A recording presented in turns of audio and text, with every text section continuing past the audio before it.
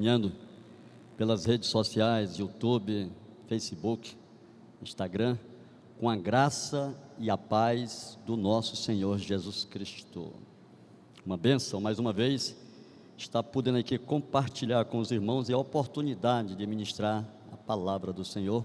Vamos para Apocalipse, capítulo 4, Apocalipse 4. Somente o versículo 1, vamos ler o 1 e o 2, né? Quem tem a palavra, então, acompanhar na projeção. Apocalipse, capítulo 4. Vamos lá? Diz assim: E depois destas coisas, olhei, e eis que estava uma porta aberta no céu. E a primeira voz que, como de trombeta, ouvira falar comigo, e disse: sobe aqui, e mostrar-te-ei as coisas que depois destas deve acontecer. Versículo 2. E logo fui arrebatado no Espírito, e eis que um trono estava posto no céu, e um assentado sobre o trono. Vamos orar? Nosso Deus, nós te rendemos graça. Te louvamos porque depois de tantas lutas, dificuldades, hoje, tantos problemas, enfermidades, nós estamos aqui. O teu nome já foi louvado, já foi glorificado, teu povo já ofertou, e este é o momento, Senhor, de explicar e aplicar a tua palavra. Opera com teu doce e bom Espírito, tanto naqueles que estão presentes, como aqueles que estão nos acompanhando através das redes sociais, e que a palavra venha de encontro às nossas necessidades. Continua falando conosco, já gratos, oramos em nome de Jesus, graças a Deus. Apocalipse 4, versículo 1, e depois destas coisas, é o tema dessa noite. Quem escreveu o Apocalipse? O apóstolo João, e esse apóstolo João já estava com mais de 90 anos, ele estava exilado em uma ilha chamada Patmos. A palavra Patmos era uma das 12 ilhas, lugar grego, mas literalmente quer dizer terror ou morte, a palavra Patmos. Mas por que ele estava exilado? O imperador Domiciano, na época, estava aprisionando aqueles, porque o cristianismo estava crescendo, e João era um pregador da palavra, ele falava do evangelho. Ele foi o último apóstolo a morrer. Vamos dizer que ele foi um bem-aventurado na sua morte. Mas no contexto atual, ele estava nessa ilha. Ele foi deportado, exilado, levado. Era lugar onde tinha os piores bandidos, os piores marginais. O interessante desta palavra, primeira lição que nós podemos aprender e aplicar para as nossas vidas, é porque mesmo na idade dele, mesmo em lutas, mesmo deportado, exilado, o Senhor falou com ele. E nós, muitas vezes, passamos por tantos probleminhas e deixamos de ouvir a voz do Senhor. Parece que esquecemos que Deus está no governo de tudo, porque o momento era luta, era dificuldade, ele estava exilado, deportado, era uma grande perseguição. E quando ele escreve o capítulo 4 e bota e depois destas coisas, é porque o capítulo 1, 2 e 3, ele vai ouvir uma voz lá no capítulo 1, no versículo 10 e 11, essa voz é a voz de Jesus, é o próprio Cristo falando com ele, mas não aquele Jesus que ele conheceu quando era apóstolo. Era um Cristo não ressurreto, mas era o Alfa e o Ômega, era Deus falando com ele, mas ele não conheceu. Então ali ele recebe várias revelações, e ele recebe também ali no versículo 10 do capítulo 1, as igrejas que ele vai escrever, as 7 igrejas da Ásia: Éfeso, Esmina, Pergo, Tiatira, Filadélfia, Laodiceia. Então, após passar Essas 7 cartas, no capítulo 1, 2 e 3, praticamente, ele vai falar essas igrejas. Ele entra no capítulo 4, e depois destas coisas. Primeiramente, ele mostra o céu antes de mostrar as dificuldades. Porque quem lê o Apocalipse, e quem lê Apocalipse, quem investiga, tem até medo, né? Tem pessoas que, não, eu não vou ler Apocalipse porque eu não entendo. Não, ali onde vê 10 chifres, 10 cabeças, né? Uma mulher que emerge do mar, literalmente você não vai entender. Mas é um livro que ele é profético. É um livro a qual Deus tem falado conosco e falado nessa última hora para a igreja. E depois destas coisas, depois que Deus falou com João, mostrou as lutas, as dificuldades, ele chama ele no capítulo 4, e ele vai mostrar muito mais coisas, mas primeiramente ele mostra o céu. Então a mesma coisa ele quer falar contigo, contexto atual, político. Teve um irmão que falou assim: mas como? Será que Deus errou? Nós oramos, nós madrugamos, nós jejuamos, e entrou esse governo aí. Não se preocupe, já houve governos piores. Deus, ele permite, mas ele é que levanta toda a autoridade, ele é que derruba. Mas nós não cessamos de brigar, nós não cessamos de lutar, mas sabendo que a nossa confiança está no Senhor. Mas a gente conversa com alguns irmãos, amigos, colegas, parece que Deus perdeu o controle. Não se preocupe, confia no Senhor de todo o teu coração, de toda a tua alma. Contextualizando, é como se aquele momento que João estava passando é comparado ao momento em que nós estamos passando. Qual é a luta, a dificuldade que você tem passado ou está passando no momento? Em quem você está confiando? Porque João mostrou o céu. Então Deus, ele abre as portas do céu, ele mostra para nós a eternidade, ele mostra o que vai acontecer, o que está acontecendo.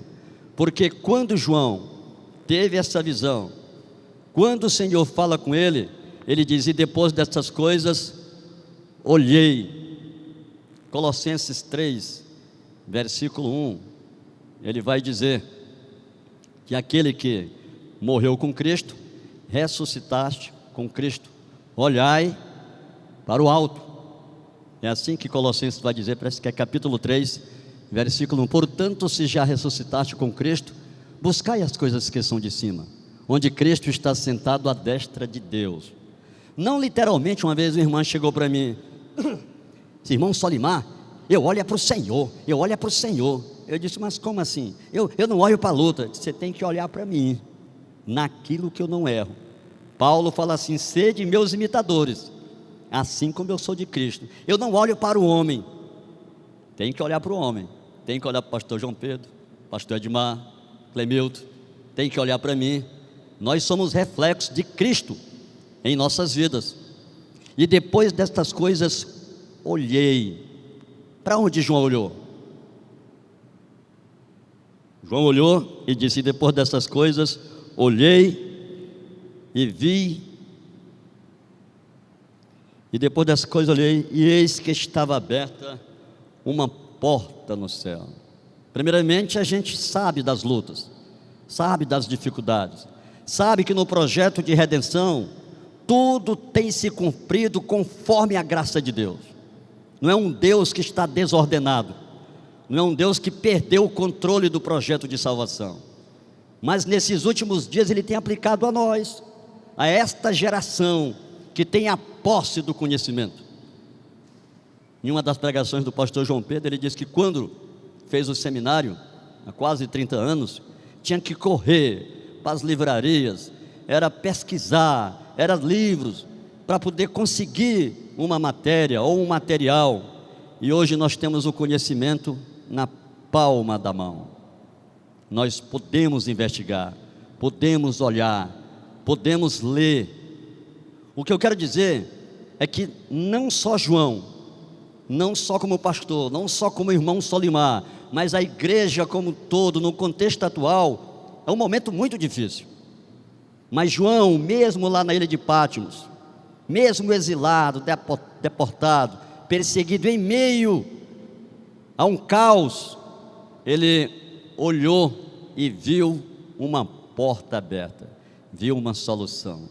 Saiba que Deus tem olhado para você.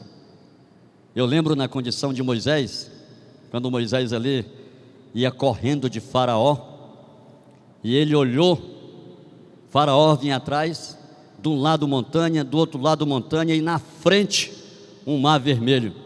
Literalmente é aquela palavra, estou numa sinuca de bico, não dá para sair.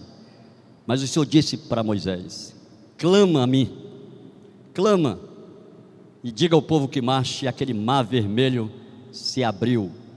Aconteceu comigo, acontece com o pastor, acontece conosco.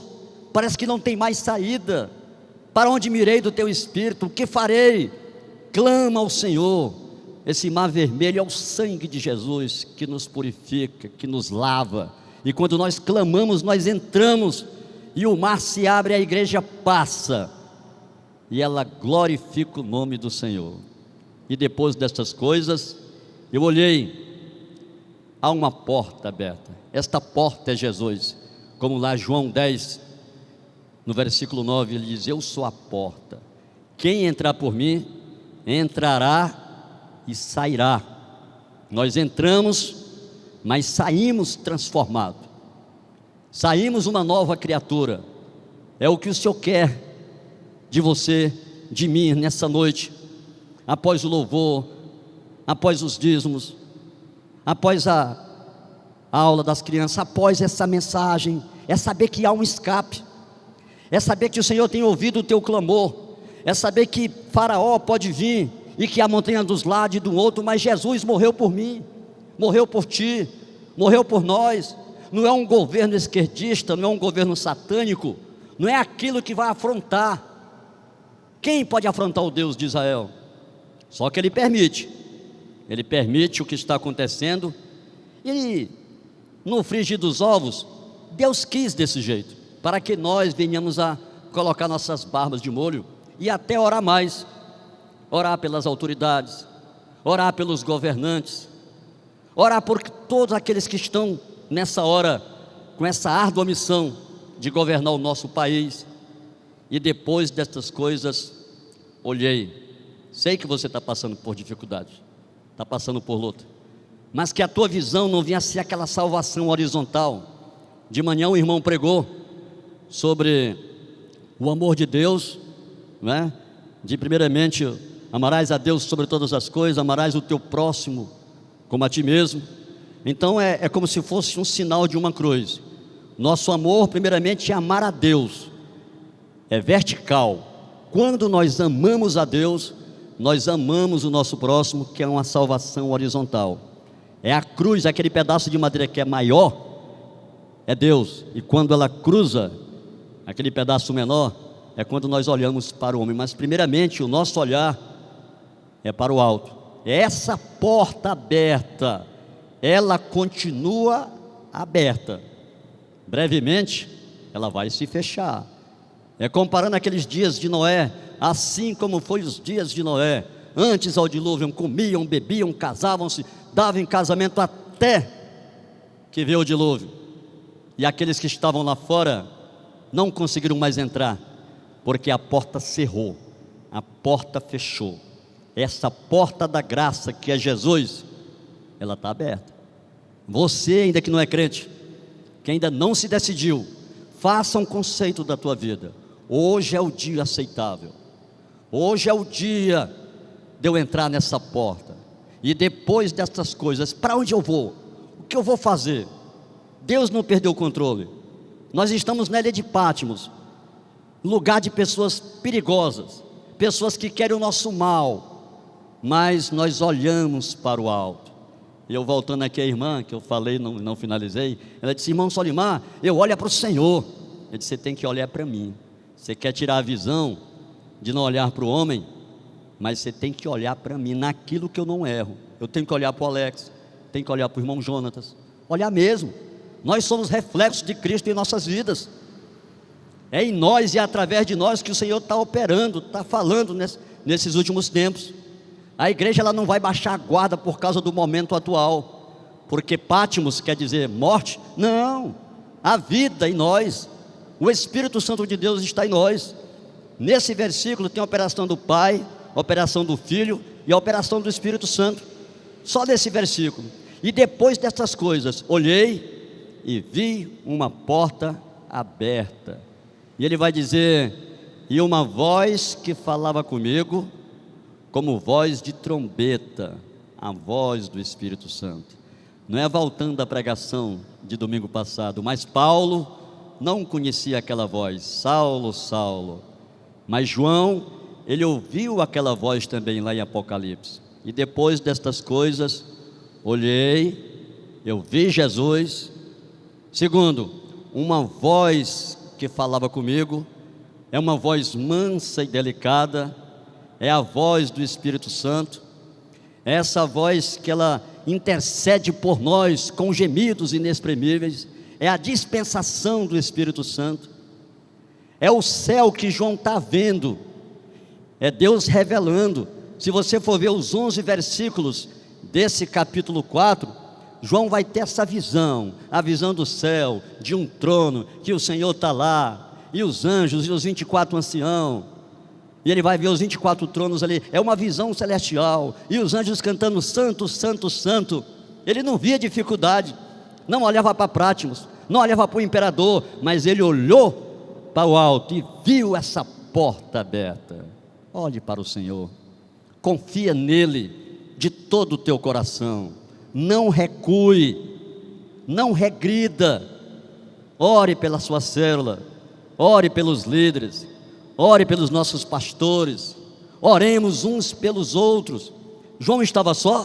Poderia estar até só, no sentido literalmente, mas ele estava só fisicamente, mas ele foi arrebatado em espírito. Ele viu uma porta aberta. Quem mais viu isso? Quem mais teve essa visão? Se o pastor puder colocar lá em Atos 7, no versículo 54. 55. Atos 7, 55.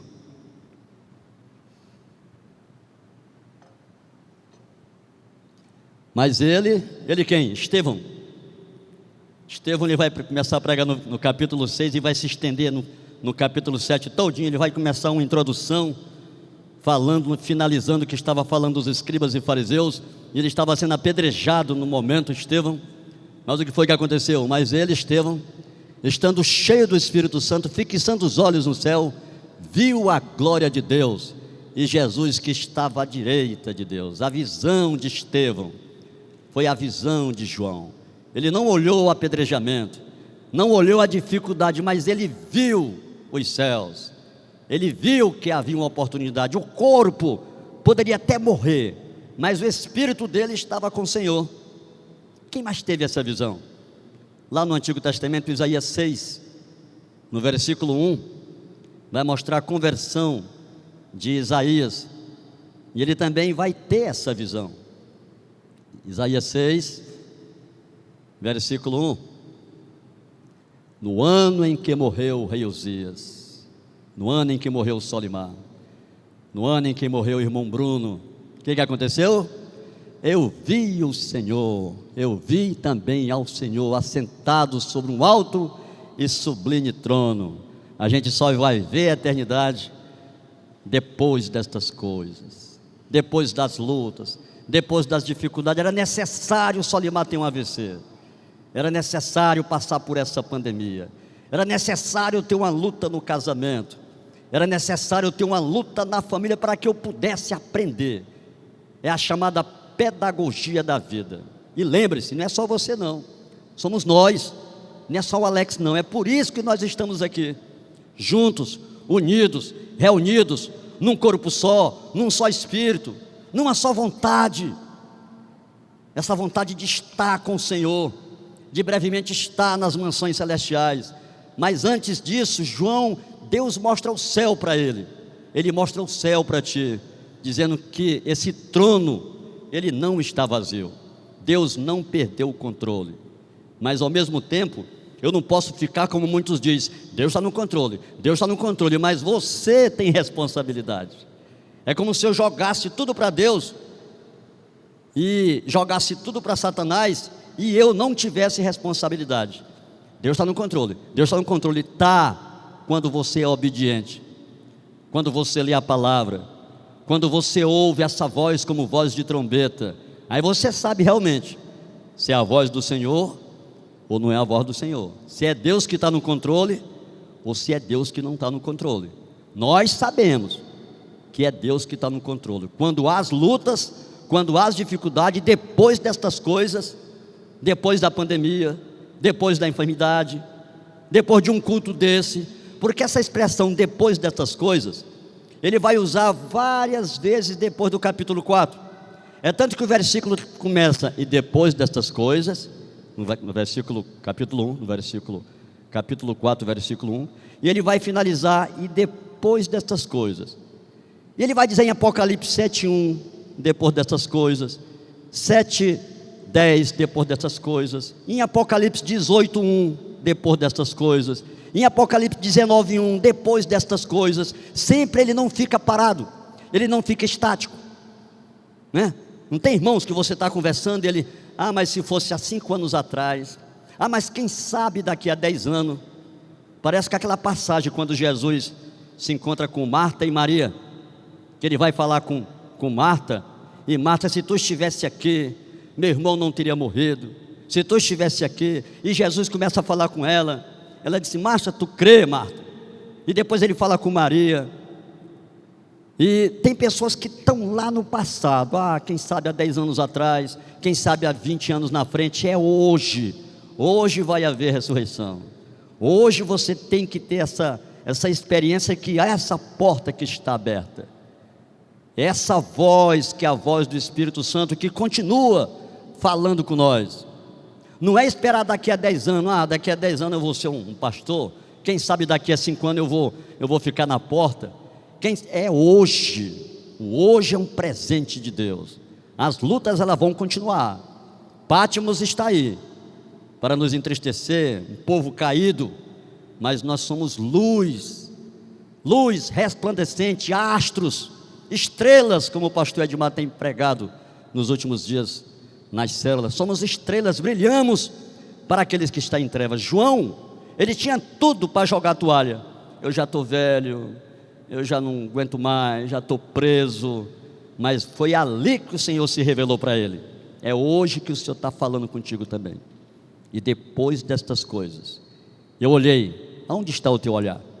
Essa porta está aberta, essa voz que é a voz do Espírito, ela continua falando contigo. João teve a visão do trono, Isaías também teve essa visão dos céus abertos, Estevão teve essa visão, Paulo, ele foi ao terceiro céu, quando ele foi ali naquela experiência do espinho na carne. Daniel, que é um profeta do Antigo Testamento, ele teve as mesmas visões que João teve, só que João foi em espírito.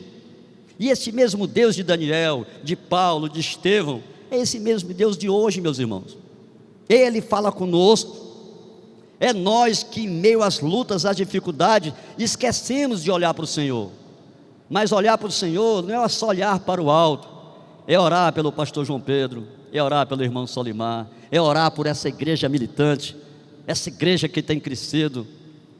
Semana que vem vai ter a festa da multiplicação, glória a Deus, as células multiplicando, receba, né? O nome do Senhor sendo glorificado. Vamos ver lutas, dificuldades, vamos ver os embaralhos da vida. Eu lembro da última vez que eu preguei essa mensagem na igreja do irmão Amauri, e eu falei no exemplo lá sobre os bordados da vida, e vou repetir aqui. Foi lá, né? Uma criança no colo da mãe, e a mãe fazendo tricô, e aquela criança sentada no colo, olhava para cima e via aquelas agulhas subindo e descendo, e a mãe perguntava, o filho perguntava, mãe, o que você está fazendo? E ela, calma que eu vou te mostrar. E o filho sentado no colo e olhava para cima e via aqueles bordados e a agulha subia. Quem foi que já viu aqueles tricô?